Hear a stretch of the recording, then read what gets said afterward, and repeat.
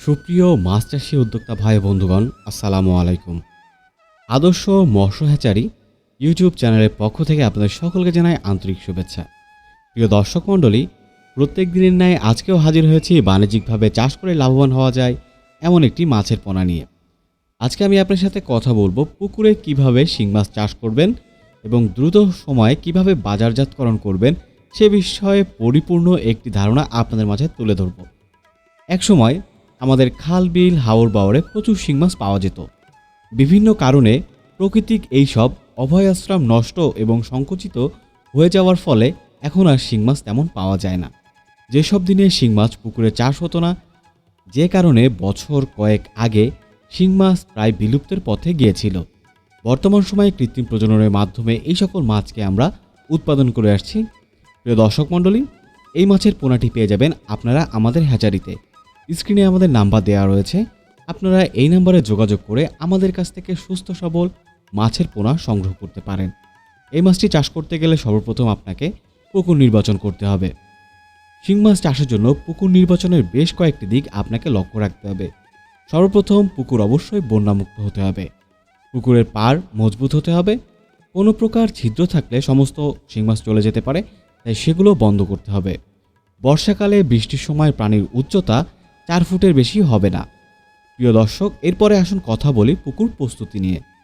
পুকুর প্রস্তুতি নিয়ে কথা বলতে গেলে বলতে হয়, নতুন ও পুরাতন উভয় পুকুরে শিং মাছ চাষ করা যায়, তবে নতুন পুকুরের চেয়ে পুরাতন পুকুরে শিং মাছ চাষ ভালো হয়।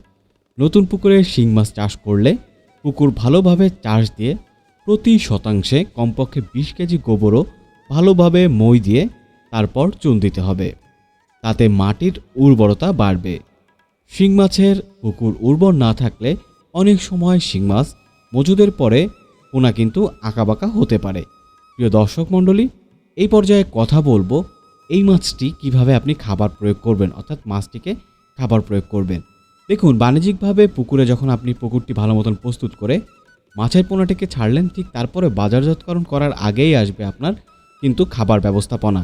তাই খাবার প্রয়োগের ক্ষেত্রে অবশ্যই শিং মাছ মজুদের প্রথম 10 দিন দৈনিক মাছের ওজনের 20% খাবার প্রয়োগ করতে হবে।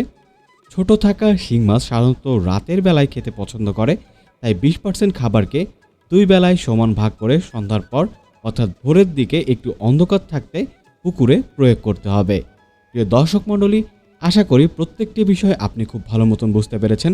তাই পুকুরে শিং মাছ করে আপনি লাভবান হতে হলে অবশ্যই এই সকল বিষয় লক্ষ্য রাখবেন এবং সঠিক মাছের পোনা অবশ্যই কিন্তু আমাদের হ্যাচারি থেকে সংগ্রহ করবেন।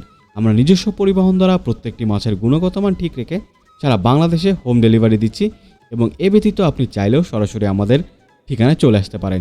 প্রিয় দর্শক মণ্ডলী, সকলে সুস্থ থাকুন, ভালো থাকুন, ধন্যবাদ।